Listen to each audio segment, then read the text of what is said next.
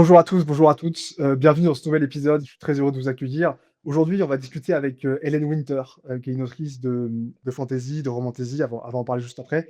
Elle vit de sa plume, l'idée c'est qu'on revienne sur son parcours, qu'on parle aussi de comment trouver l'équilibre finalement entre, stratégie business pour, développer sa carrière et authenticité, faire ce qui nous plaît quoi. Trouver cet équilibre juste où on arrive à rentrer des sous, mais en même temps à faire ce qui nous plaît. C'est pas toujours facile et on va en discuter, aujourd'hui avec Hélène. Je suis hyper heureux qu'on se rencontre, notamment parce que, tu es une autrice qui vit de sa plume, mais surtout, à la base, tu es méga, méga, méga timide quand même et c'est hyper intéressant parce que souvent, il y a un truc où, en tant que créatif, on se dit: «En vrai, c'est pas dans ma personnalité de communiquer, de porter un projet et cetera». Et toi, tu es clairement la preuve du contraire, quoi. Pour le coup, tu mènes très, très bien ta barque, même si à la base, tu es ultra timide, quoi. Et ça, en particulier, ça m'intéresse de ouf. On peut commencer par ton parcours. Quand est-ce que tu as commencé à écrire? Quand est-ce que tu as publié ton premier bouquin? Bah, moi, du coup, je suis Hélène Winter, donc je suis autrice de romans fantasy, urban fantasy et j'ai commencé, le premier roman que j'ai publié, c'était, fin 2021, donc il y a, 5 ans. C'était d'ailleurs, ma première saga de fantasy épique et aujourd'hui, actuellement, j'ai, à mon actif 23 livres publiés. Tu as quel âge? J'ai 27 ans. Donc ton premier bouquin, il sort quand tu as 22 ans, c'est ça? Enfin, ta première en fait, ta 1re série de bouquins sort quand tu as 22 ans, c'est ça? Ouais, c'est ça, 2021, ouais, 22 ans, quasiment 23 j'avais. Alors, tu démarres, c'est une série de bouquins, donc tu sais déjà qu'ils vont en sortir plusieurs. Comment tu en arrives déjà à qu'est-ce qui se passe avant la publication? C'est quoi ton intention? Qu'est-ce que tu veux faire avec ce 1er bouquin qui sort? Bah, en fait, de base, c'était pas, prévu que j'écrive un livre. En fait, c'est arrivé un peu par hasard comme ça. Il y a bah, du coup, il y a quelques années, j'ai fait une dépression et en fait, à ce moment-là, j'écrivais beaucoup, mais pas de livres, c'était surtout pour, enlever ce qu'il y avait dans ma tête et l'écriture m'a énormément aidée à ce moment-là et après cette phase, j'ai eu une idée d'histoire, qui a popé un peu comme ça.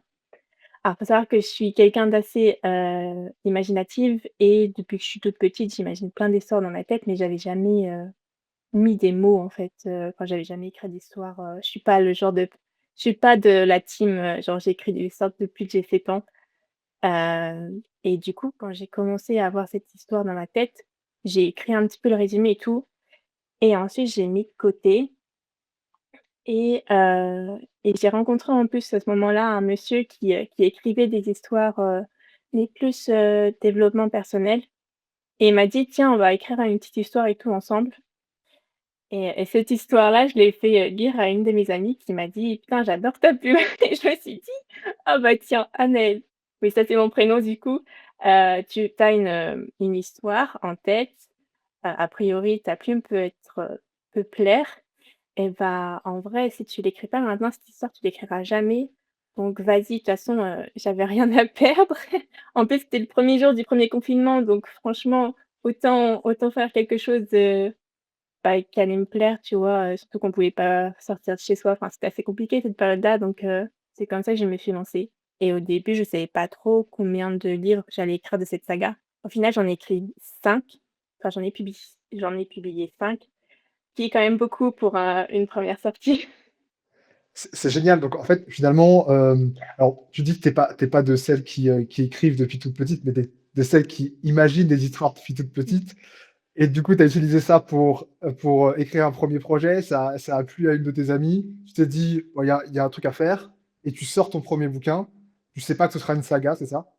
Bah, je savais que ça il y allait avoir plusieurs tomes et au début, quand je l'ai écrit, j'avais écrit, 6 ou 7 tomes, mais je les ai réduits en 5 tomes parce que je trouvais déjà que ça faisait long et puis ça reste aussi un coût. Enfin, à ce moment-là, moi, j'avais pas beaucoup de lectorat donc je gagnais quasiment rien. Donc il fallait aussi que, financièrement, je puisse, publier aussi les autres livres. Après, j'avais aussi enfin, je travaillais un peu à côté, ce qui fait que l'argent que je gagnais, je le mettais, pour, investir, en fait, dans mes publications. Et donc à ce tout début, tu es dans quel état d'esprit? Parce que déjà tu publies de manière indépendante, donc tu es une autrice indé. Donc c'est un Mmh. c'est un c'est une saga qui est auto-publiée. Est-ce que tu hésites entre, aller en maison d'édition ou Bah, alors, au début, je connaissais pas du tout, en fait, l'auto-édition. Moi, je connaissais que les maisons d'édition, donc dans ma tête, c'était, bah, je vais demander, envoyer mon livre à une maison d'édition et puis il y a une personne qui m'a parlé, bah, de Jupiter Phaeton, qui est une autrice indé, très connue dans le milieu et qui avait écrit, un livre, et qui faisait des formations aussi à ce moment-là, enfin, à cette époque et du coup, je me suis un petit peu plus intéressée à l'auto-édition et je me suis dit: «En vrai, c'est ce qui me correspond le mieux». Parce que je suis une personne, j'aime beaucoup mon indépendance et ma liberté et l'auto-édition, c'est vraiment quelque chose enfin, d'hyper libre dans le sens où tu peux collaborer avec, les personnes que tu veux. C'est toi qui choisis, le style de cover que tu veux. Enfin, c'est toi qui mènes ta barque, même en termes de communication et cetera. Heu, c'est toi qui, par exemple, ton texte, si tu as pas envie de modifier telle partie, tu ne modifies pas. Enfin, je trouve que c'est en tout cas moi ça me correspond mieux. donc qu'est-ce qui se passe avec cette première parution? Tu le sors, il se passe quoi à ce moment-là avec le premier? Bah, pas grand-chose. Alors faut savoir que j'ai vraiment mis dans ce livre un peu toutes les erreurs que les auteurs indés peuvent faire à leur début. Alors pas en matière de fautes d'orthographe et cetera parce que je ça pour le coup j'avais déjà pris, une correctrice professionnelle, pareil pour la graphiste. Mais, comme c'était mon premier livre, j'avais jamais écrit avant, forcément, ta plume elle évolue au fur et à mesure que tu écris donc c'est, mes tournures de phrases, mes expressions et cetera, elles étaient un petit peu, comment dire? Un petit peu fébriles, un peu, mais par contre, donc effectivement, j'ai pas eu beaucoup de puis aussi, j'avais jamais fait de communication avant. Donc je suis entrée dans les j'ai publié mon livre, j'ai créé mon premier post à ce moment-là, donc forcément, j'avais pas eu d'engouement avant, donc je pouvais pas m'attendre à quelque chose, même si, personnellement, je m'attendais à un truc waouh et cetera. Mais je pense comme un peu tout le monde, quoi. Surtout quand c'est ton premier livre, tu as juste envie qu'il marche et cetera. Mais après j'ai envie de te dire la réalité un peu te rattrape et c'est là où tu te dis: «OK, donc là c'est pas en un claquement de doigts que ça va se faire, ça va être, long». Et c'est là aussi où tu vois si tu as vraiment envie de faire ça, tu le sais dès le départ parce que si tu as vraiment envie, tu continues même si, tu as des flops, même si c'est difficile, parce que tu sais qu'à un moment donné, ça peut percer en fait et tu peux avoir enfin atteindre l'objectif que tu as envie et donc pour le coup, cette saga, elle m'a pas apporté, financièrement parlant grand-chose, mais par contre, je peux pas je peux pas l'effacer parce qu'elle constitue en fait le socle même de, ma communauté actuelle et de mon travail actuel. C'est, et j'ai mis du temps à le comprendre. C'est souvent on a tendance à renier un petit peu ses premiers écrits parce que forcément oui, ils sont pas ouf, enfin quand tu compares à ce que tu écris maintenant et à ce que tu écrivais, il y a 5 ans, forcément il y a une différence parce que tu évolues et cetera. Mais faut pas le renier parce qu'en fait c'est ta base et si tu enlèves ta base, bah, tout s'écroule, quoi. À partir de quand? Alors déjà, quand tu continues de publier, tu dis que, tu sens que ça pourrait marcher à un moment donné, mais c'est à quel moment tu te dis: «OK, bah, j'ai envie d'en faire un métier et j'ai envie de développer ça et de mettre du temps, de l'énergie dessus»? À quel moment ça devient vraiment sérieux pour toi? Bah, je pense que ça l'est, depuis, le début parce que, je me voyais vraiment pas faire autre chose. J'avais trouvé, quelque chose qui me faisait vibrer, et ça je pouvais pas l'effacer et du coup, ce qui fait que j'ai vraiment mis, toute mon énergie dedans, au début. Ce qui fait que, bah, ce qui m'a aussi permis d'écrire, autant en peu de temps parce que, et puis aussi j'avais, comment dire? Je vivais chez mes parents à ce moment-là, donc j'avais pas de loyer à payer. Heu, tout ce que je gagnais dans mon travail, parce qu'à ce moment-là, je travaillais à temps plein, bah, en fait, je le mettais de côté pour pouvoir l'utiliser, en fait, pour payer les graphistes, les correctrices et cetera et ce qui fait que j'avais, comment dire? Assez de côté, en fait, pour pouvoir m'assurer de continuer le truc.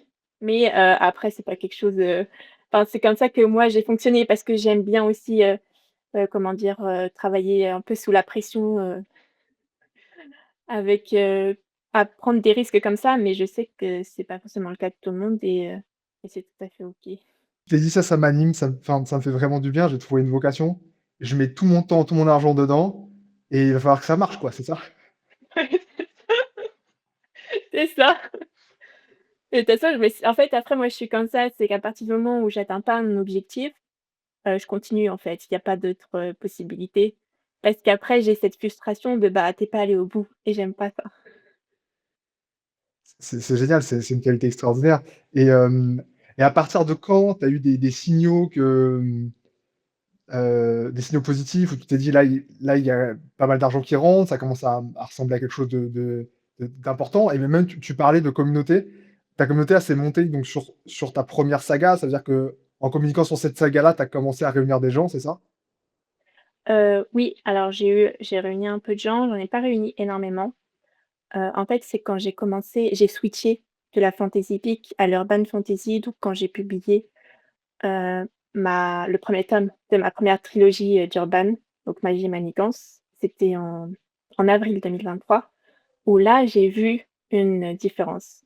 La plupart de mon lectorat actuel, je l'ai, gagné, en partie grâce à l'urban fantasy.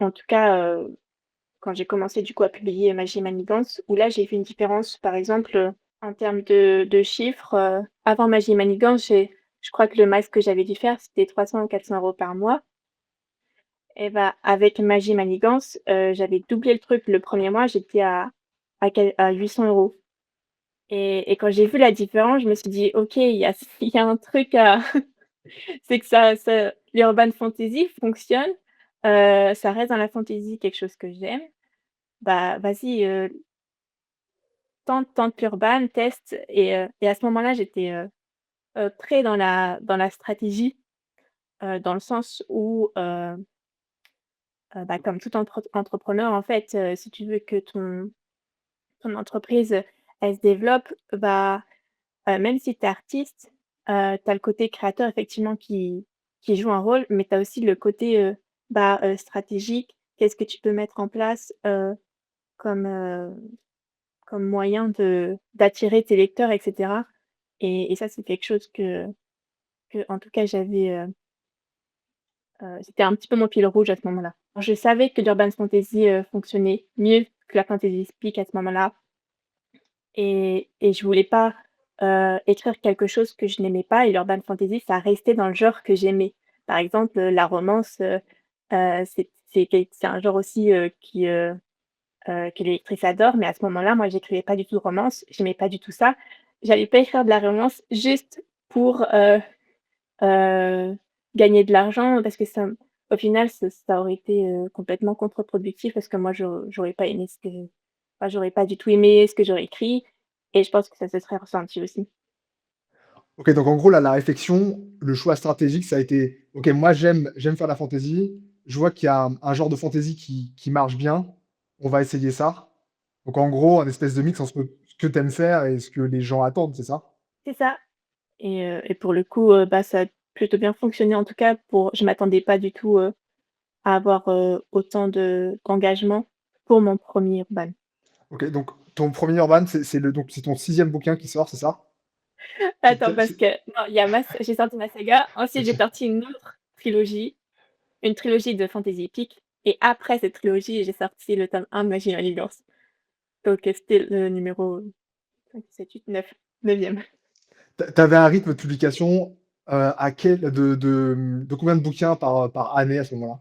4, 4 ou 5. À ce moment-là, j'écrivais vraiment beaucoup. Du coup, ça te fait quoi quand tu vois que ça double, quand le chiffre d'affaires double, que ça répond vraiment bien? Genre, ça te fait quoi? Tu ressens quoi à ce moment-là? Ah bah, j'étais super contente parce que je me suis dit: «J'ai vu que, OK, je peux vraiment faire quelque chose, quoi». Alors certes, c'est en dessous de l'objectif que je voulais atteindre, mais je me suis dit: En vrai, si tu peux atteindre cet objectif-là, bah, tu peux atteindre un autre palier et encore un autre palier» et ça fait plaisir aussi parce que tu te dis: «Bah, tu vois, ça fonctionne, ça commence à à fonctionner un peu. Tes efforts, ils commencent à payer, même si c'est pas beaucoup. Enfin, à ce moment-là, pour moi, c'était énorme, mais donc ça fait plaisir. Et donc ça a pris combien de temps précisément, entre le moment où tu publies ton premier bouquin et le moment où tu atteins, tes premiers 800 € de chiffre d'affaires par mois? Quasiment 1 an et demi, à peu près. Ouais, c'est ça. 1 an et demi. 1 an et demi. 1 an et demi du coup d'écriture, de pas mal de communication aussi, ou ça sur les réseaux, en newsletter, tu fonctionnais comment pour faire la com de tes livres à ce moment-là? Bah, j'étais surtout sur Instagram. J'avais testé Facebook, mais j'ai beaucoup de mal avec l'interface de Facebook, donc j'avais arrêté et puis ça reste aussi, assez chronophage les réseaux sociaux, donc moi je me suis concentrée vraiment sur, Instagram et j'ai, pas tout de suite, mais un petit peu après, j'avais, mis en place ma newsletter où, j'essayais d'être régulière sur les mails.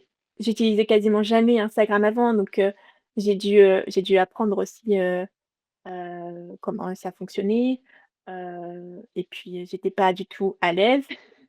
Donc je faisais des posts, mais des fois j'avais pas forcément envie de les faire, mais je me forçais quand même parce que ça fait partie du métier, heu et j'étais pas du tout à l'aise.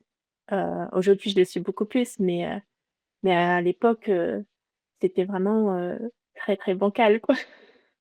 Tu as fait comment pour dépasser ces blocages-là? Le fait que tu étais timide, que tu étais pas à l'aise sur les réseaux, comment tu as fait pour dépasser ça?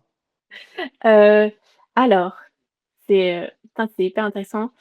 Il y avait déjà ce côté où, quand tu aimes faire quelque chose, tu en parles assez, naturellement et il y a ce côté aussi où avant, je montrais pas forcément mon visage du coup sur Insta. Donc il y a ce côté un petit peu plus, sécurisant, j'ai envie de dire, où, les gens voient pas ta tête ou, ce qu'ils voient c'est juste, bah, un post avec, des écritures et cetera. C'est plus facile de communiquer comme ça que de communiquer, à voix haute. Enfin, en tout cas, dans mon cas, c'était beaucoup plus simple de communiquer, sur les réseaux sociaux que de communiquer, à ce moment-là, je faisais pas du tout de salon et parce que j'avais beaucoup trop peur et en plus de ça, je faisais un peu d'anxiété sociale. Donc clairement les réseaux sociaux, je le ressentais pas trop mon anxiété sociale parce que, on me voyait pas forcément. Je parlais pas en story, je parlais pas en réel, je faisais pas ce que je fais aujourd'hui. Mais ensuite comment j'ai débloqué ça? Bah, je pense que ça s'est fait un peu au fur et à mesure du temps. Alors déjà, j'ai fait un travail, personnel où j'apprends à être, un peu plus, indulgente avec moi-même. Parce qu'en plus, je suis une personne qui est, de base très exigeante. Donc quand ça marche pas, j'avais tendance à me fouetter un peu en me disant, «Mais c'est nul ce que tu fais» ou «Faut que tu fasses plus, parce que là, c'est bien, mais faut faire encore plus, plus, plus, plus». Et au final, je me suis juste un petit peu, comment on dit ça?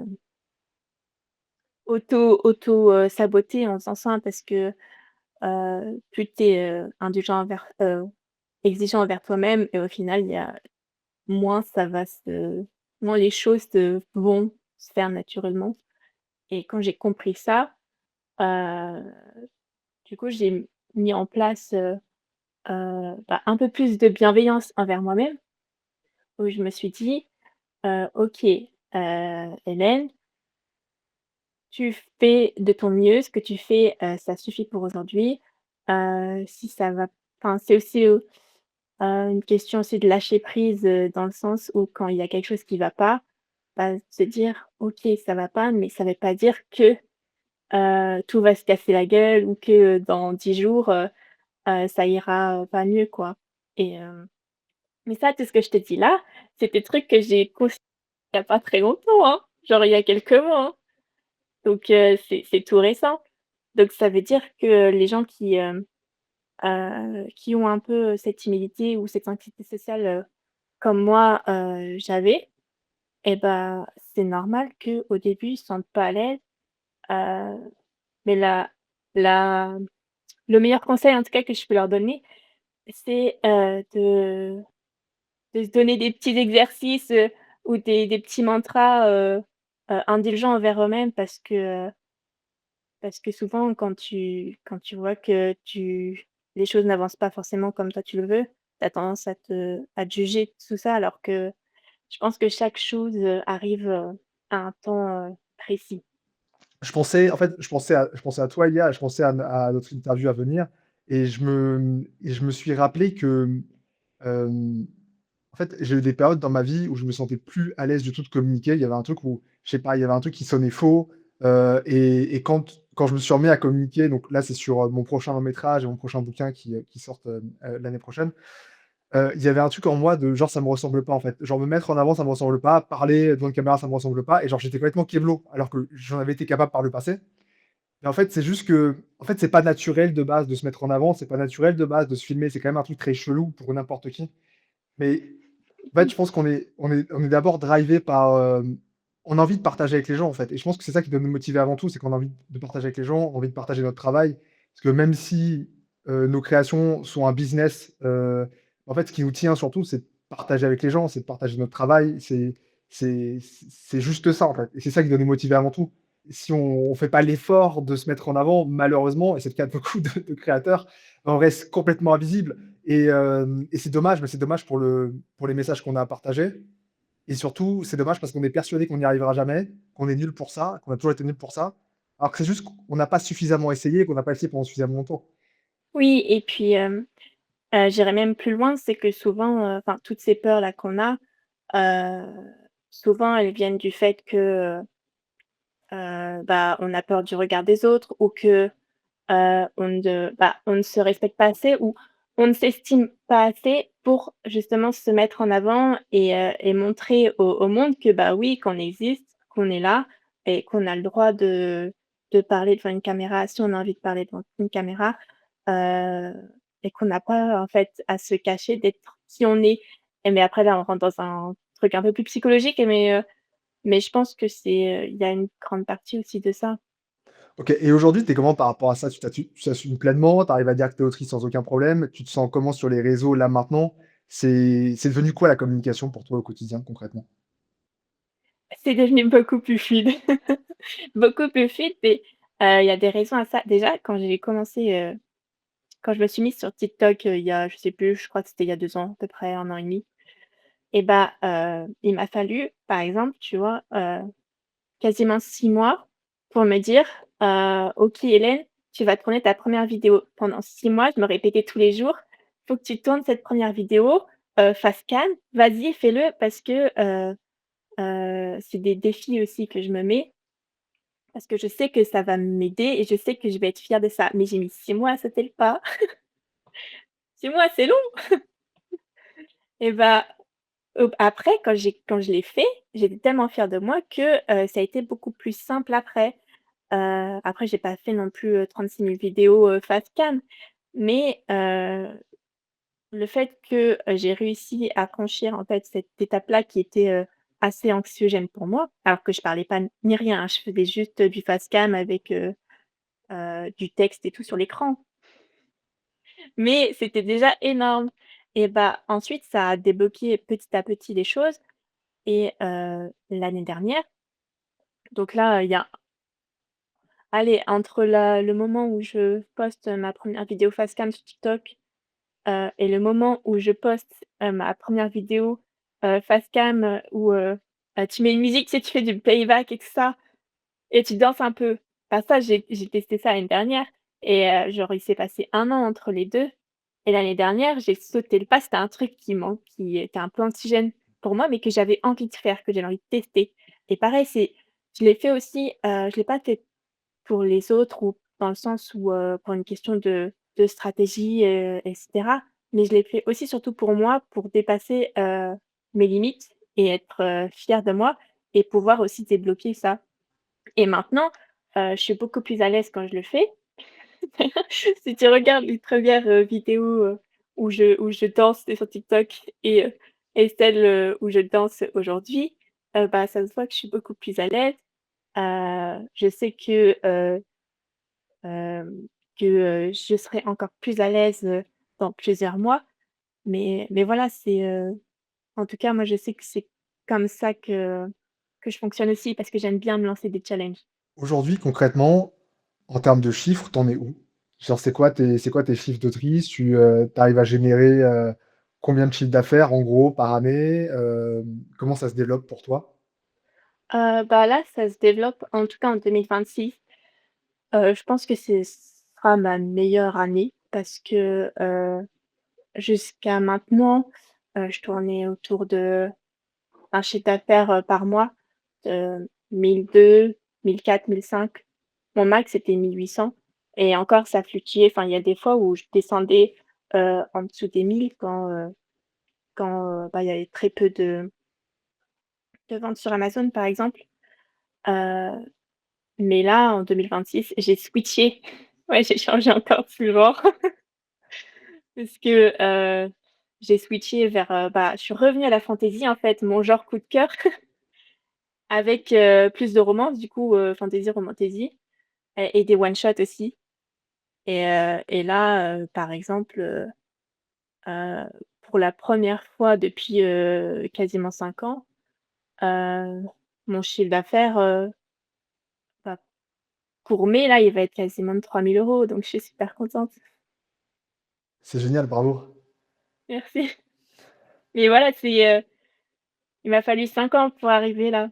Et comment tu le vis ça, le manque de stabilité? Parce que c'est un truc que, voilà, qu'en tant qu'artiste, qu'indépendant, on est beaucoup à vivre. Comment tu le vivais? Est-ce que tu mettais de l'argent de côté? Comment tu faisais pour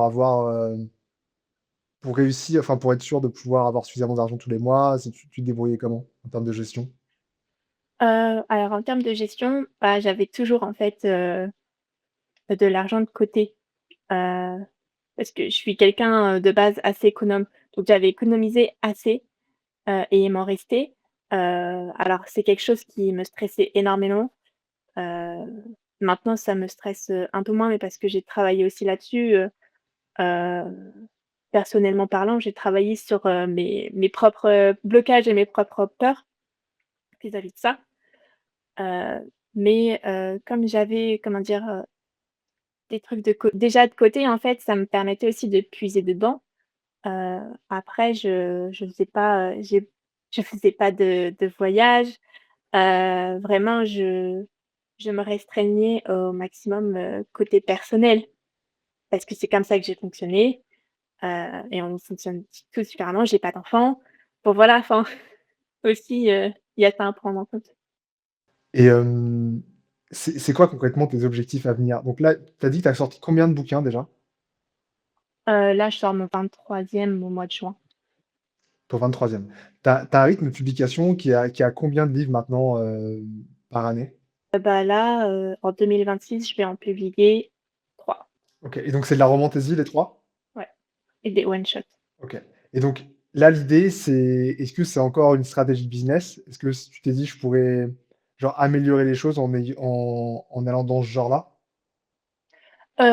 Non, là, pour le coup, justement, heu, j'ai arrêté, ce côté stratégie, quand j'ai arrêté l'urban, en fait, heu, parce que j'étais trop dans la stratégie et en fait, j'avais oublié l'essentiel, c'est-à-dire d'écrire avec le cœur et je le sentais parce qu'au final, j'écrivais, des histoires. Alors j'adorais écrire, mes urbanes, mais je sentais au fond de moi qu'il me manquait quelque chose, que j'étais pas forcément alignée avec ce que je voulais, avec qui j'étais et l'année dernière, j'ai vécu une situation personnelle assez difficile, et je me suis, remise en question et je me suis dit en fait, c'est là où l'envie de revenir à la fantaisie a été hyper forte. Je me suis dit: «Bah, OK, ça a pas forcément marché au début, mais vas-y, au pire, tente. De toute manière, tu as envie d'écrire cette histoire». Donc c'était une histoire, bah, La Brume des Dragons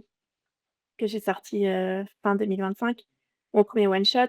heu, J'adore les dragons, j'avais jamais écrit sur des dragons avant. Je me suis dit: «Bah, vas-y Hélène, de toute façon tu risques rien, enfin, tu as envie de l'écrire cette histoire, donc vas-y» et cette histoire-là, elle a été, un vrai souffle pour moi en 2025 et j'ai kiffé l'écrire. J'ai tellement kiffé l'écrire que en fait, j'ai kiffé en parler. Avant, quand je publiais mes romans, que ce soit mes urbanes ou les premiers fantasy les premiers de fantasy épiques, j'aimais en parler, mais je réfléchissais toujours à ce que je pouvais dire. Je savais jamais ce que je voulais dire.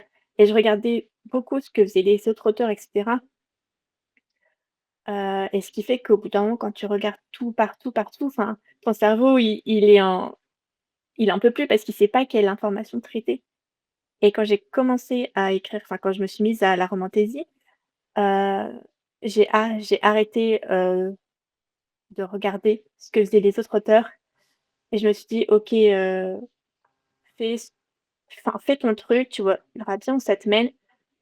Et la communication a enfin, j'ai débloqué, ouais, j'ai vraiment débloqué ma communication à ce moment-là. C'est quand je suis revenue à s quelque chose que je kiffais faire, en fait.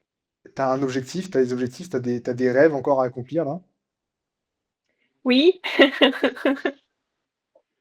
bah, déjà, augmenter mon chiffre d'affaires pour avoir, un bénéfice net, qui soit confortable, tout en écrivant ce que j'aime aussi, heu, faire plus de salons, en tout cas, c'est prévu, et aussi tester, à la maison d'édition pour, tester le côté, être en librairie, dans les rayons et voir ce que ça peut donner. Trop bien. Concrètement, ce serait quoi un bénéfice confortable pour toi? Il faut vendre combien de livres par mois, par année pour l'atteindre? Alors vendre combien de livres? Ça, c'est un peu, difficile à répondre comme question, parce que ça dépend aussi du prix, de ton livre, Bien sûr, bien sûr. mais je dirais alors en tout cas dans mon cas, pour moi, un bénéfice net, donc là je parle pas du chiffre d'affaires, hein, je parle vraiment du net, ce que je me mettrais dans ma poche perso, c'est, au minimum 3 000 €.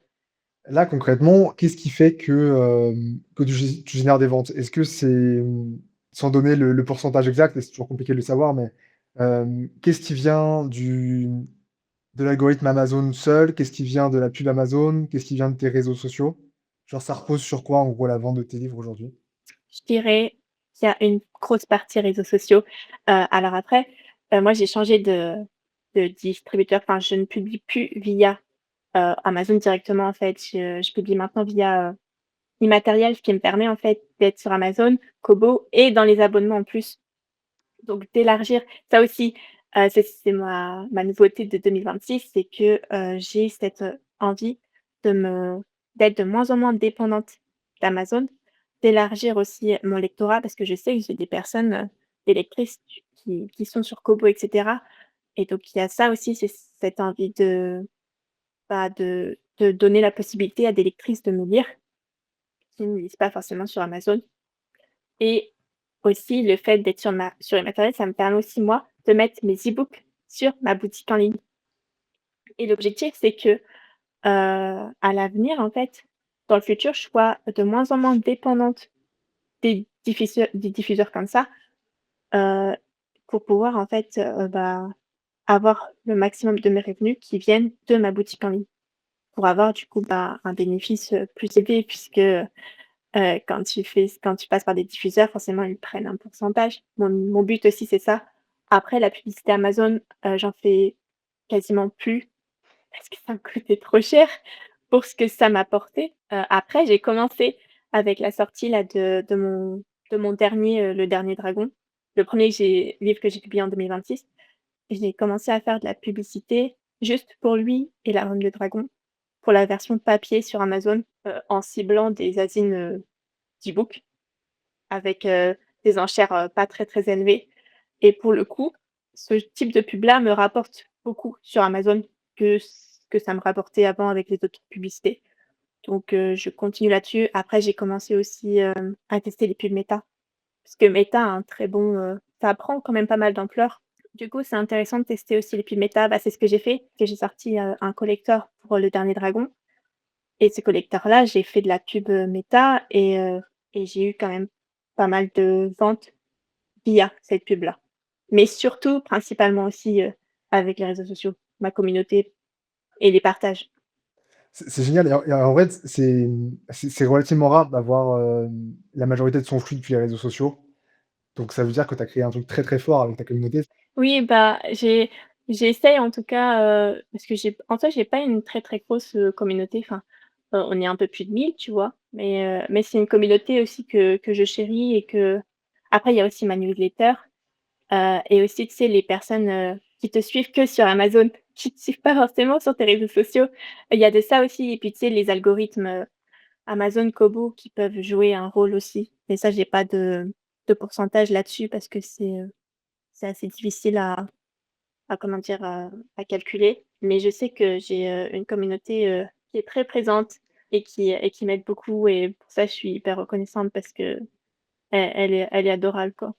Ça fait du bien à savoir qu'il y a une espèce de course, à la performance des chiffres, d'avoir le plus de followers possible. Alors que, il faut parfois quelques centaines de personnes, pour, quelques centaines de personnes qui nous suivent vraiment de très près pour faire une très grande différence. Notamment en étant, quand on est indé, on fait quand même beaucoup plus de marge. On peut se permettre d'être suivi par peu de personnes, il faut juste qu'elles soient vraiment hyper engagées et souvent, c'est vrai qu'on est concentré sur avoir de plus en plus de personnes qui nous suivent et on oublie ce côté, en fait, ça, c'est juste des humains qu'il faut choyer, qu'il faut écouter et c'est vraiment une relation à construire, à chérir.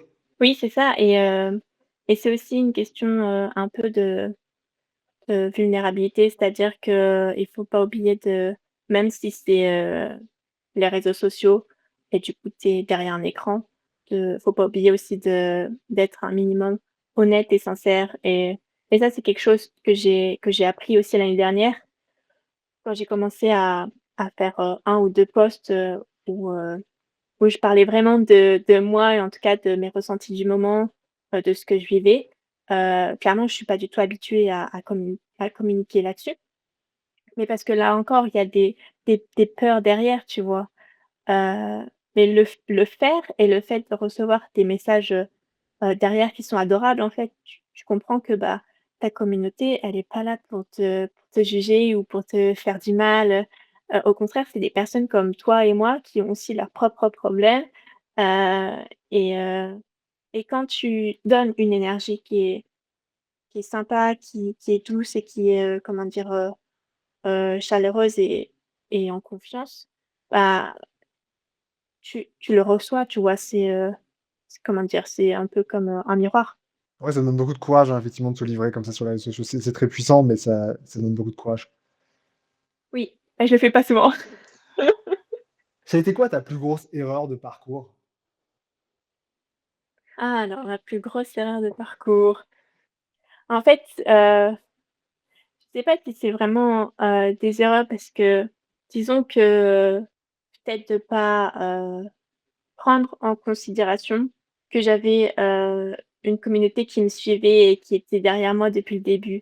C'est-à-dire que quand tu es trop bah, pareil, tu vois, quand tu es trop dans la stratégie ou quand tu es trop dans le stress de: «Est-ce que ma prochaine sortie, elle va marcher?» et cetera. Tu oublies parfois que tu as des gens, bah, qui te suivent comme on en parlait et qui sont juste derrière toi et qui te soutiennent et ça, j'avoue qu'à un moment donné, j'ai un peu perdu de vue, ce côté-là où j'étais trop focus, sur mes trucs et j'ai un peu oublié, enfin, en tout cas, moi, de mon point de vue, heu, j'ai pu un peu oublier le côté humain, de l'aventure et je pense que c'est important de se rappeler que c'est pas parce que, ça fonctionne pas, qu'il y a pas les gens derrière toi. Mais des fois, c'est très difficile, de l'admettre. Ouais, on peut même être fâché contre les gens qui nous suivent quand ça marche pas. On peut même leur avoir tendance à leur en vouloir. Oui, c'est ça, alors qu'au final, en fait, ils y sont pour rien et je pense que c'est aussi ça, c'est faire attention à comment dire? Parce que quand on se plaint de choses comme ça, faire attention, bah, attends, parce qu'eux, en soi, ils te doivent rien. À quel point tu penses à tes lecteurs quand tu écris un bouquin? À quel point tu penses, est-ce que ça va leur parler? Est-ce que ça va leur plaire? Un truc que je fais, bah, depuis, La Brume des Dragons, quand j'écris, à chaque fois que j'ouvre mon fichier pour écrire, je prends juste, quelques secondes pour moi ou alors tu vas te marrer, mais où en fait, où je me concentre sur ma respiration, où je me dis: «Le roman que tu es en train d'écrire, Hélène, c'est déjà un best-seller, en fait. Il y a pas de c'est déjà un best-seller et les lectrices, elles vont le kiffer. Voilà, point. Maintenant tu écris». Et en fait, c'est juste c'est se mettre dans le mindset il y a pas de: «Ah mais si ça marche pas, ah mais c'est nul ce que j'ai pris». Non, il y a pas de: «C'est nul». C'est génial, c'est point. Les lectrices, elles vont le kiffer. Peut-être que d'autres, elles vont pas le kiffer, mais c'est pas grave parce qu'il y a des lectrices qui vont le kiffer et Quand après je pense surtout à elle quand j'écris des scènes où je sais qu'elles vont pleurer, je me dis: «Elles vont m'adorer pour ça». Parce que je sais qu'elles vont venir me voir, elles vont me détester. Mais c'est pour ça aussi qu'elles lisent mes romans, parce qu'elles le disent elles-mêmes. «Il y aurait pas ça dans tes romans, je te lirais pas». D'ailleurs, qu'est-ce qui t'anime avant tout de partager à travers tes livres? Qu'est-ce qui te fait le plus plaisir de partager à travers tes livres? J'écris parce que j'ai pas envie que les gens ils se sentent, seuls ou ils se disent: «Bah, ma vie elle est pourrie», parce que, non ta vie elle est pas pourrie, tu es une personne formidable et à travers mes écrits, je vais te montrer en fait que tu es quelqu'un et que tu mérites d'être quelqu'un et ça passe par, des histoires, d'héroïnes, badass ou pas badass, qui vivent plein de situations, heu, difficiles. Mais il y a toujours des messages, enfin, j'essaye en tout cas de transmettre toujours des messages, surtout, d'acceptation de soi, d'amitié. C'est des valeurs que je chéris beaucoup et de confiance aussi et de c'est pas parce que le monde, on va dire, peut être brutal que tout est brutal. C'est hyper beau, merci beaucoup.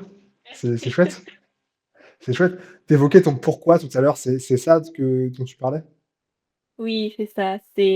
Mon pourquoi, c'est donner en fait de un peu de ma lumière dans ce monde et et l'écriture, ça me permet aussi, ça me permet de ça et parce que je sais aussi que derrière je vais donner le sourire à des personnes et Et c'est ça ça qui me te fait motive? Est-ce que c'est ça qui te motive le plus?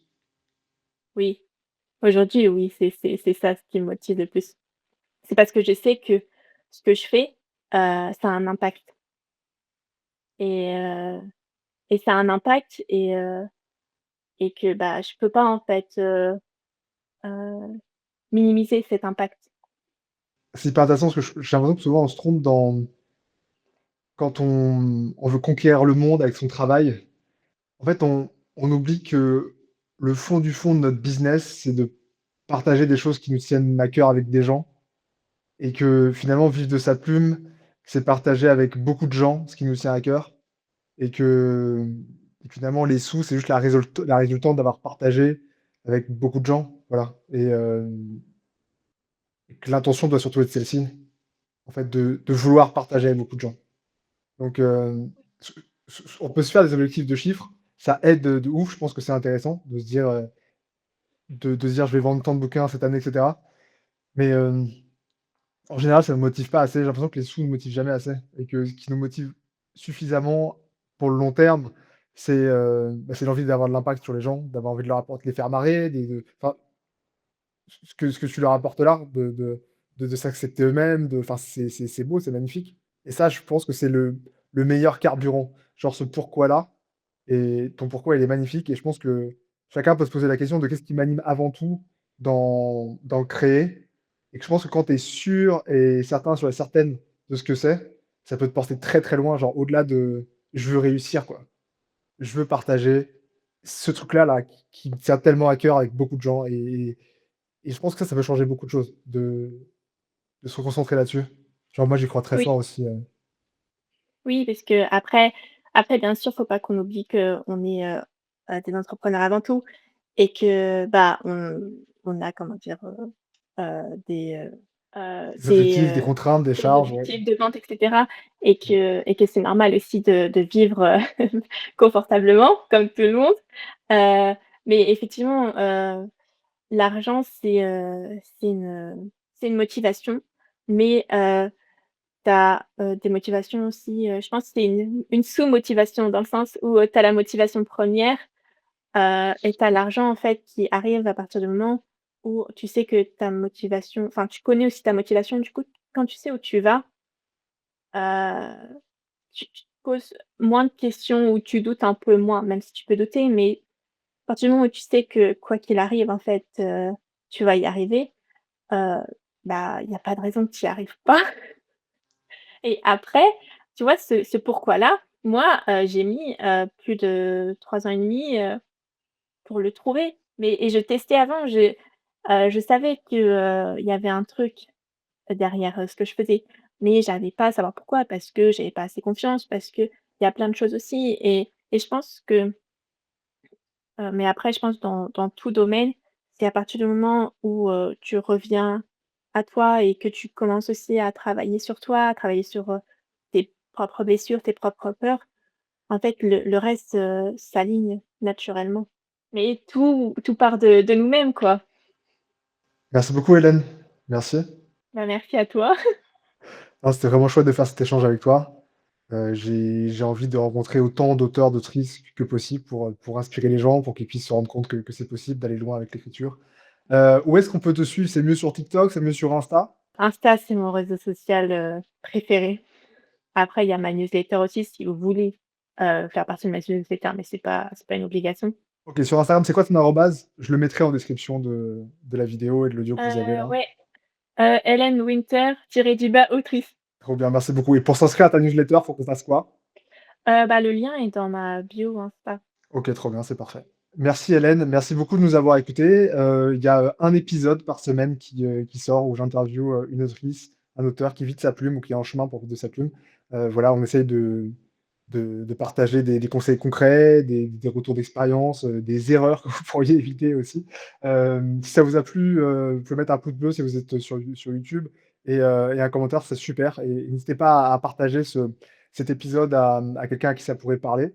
Merci de nous avoir écoutés et on se retrouve, la semaine prochaine. Hélène, merci beaucoup et on Merci, fera un point, j'espère, dans quelques temps pour, voir comment tu as évolué, avec plaisir. quel nouvel équilibre est en place et quels conseils tu peux nous transmettre. Merci beaucoup en tout cas, c'était très chouette. Merci. Merci.